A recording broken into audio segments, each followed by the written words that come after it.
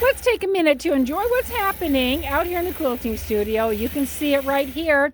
Panel quilt with the little chicken and the chickies. So sweet. Baby quilt right here, 36 inches by 53. This is Eldona's first quilt that she's brought over here to the quilting studio. And this is going to be for the baby. So the design I'm putting on it is actually the baby bear meander. Look at these little guys. Are they just the cutest? We've got 4 little baby bears going in various directions. And the color thread that she chose was my SummeryFun Variegated, just pulling out a lot of the great little colors that are on the quilt right here.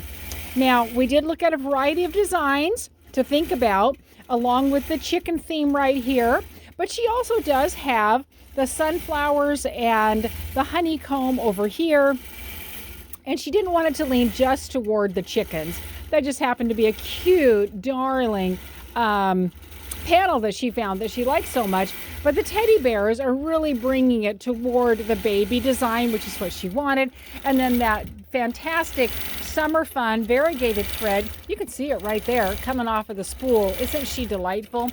And she is meshing with the back of that fabric right there with all those delightful summery butterflies.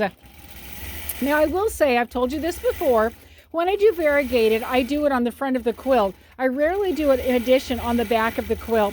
One of the reasons is because this spool of thread is literally 6 times more expensive than a solid color of thread.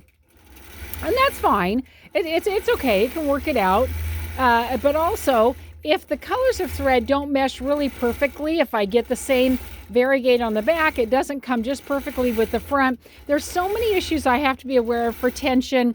This specific quilt, how many various seams there are on it, the thickness of this quilt, what the backing is. Let me tell you the back end. This is flannel. We'll talk about that in a minute.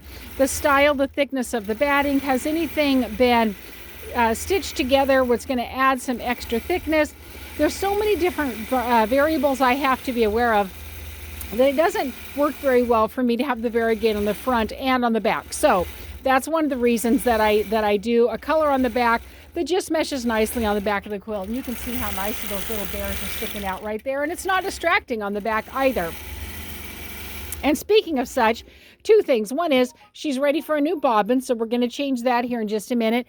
But also, I want to let you know that, yes, this is a darling flannel backing. Super cute, super soft, super sweet.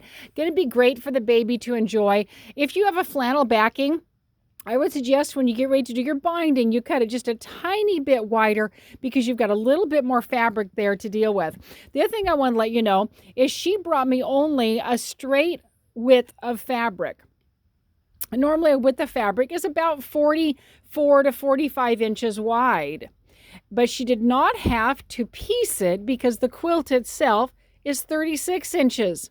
So because it's 36 inches, I still have that 3 or 4 inches on the top and the bottom that I'm able to use, and she didn't have to piece the backing. So if your quilt is less than 38 inches, you can bring me 1 run of fabric and it'll work out okay, because I do need those 3 inches on the top and on the bottom. But your quilt needs to be 38 inches or less in order for that to happen. 36-inch quilt, this is a great one for that to work into. I'm going to refeed her a nice little spool of yellow bobbin, and off we're going to run for the last little bit of this quilt.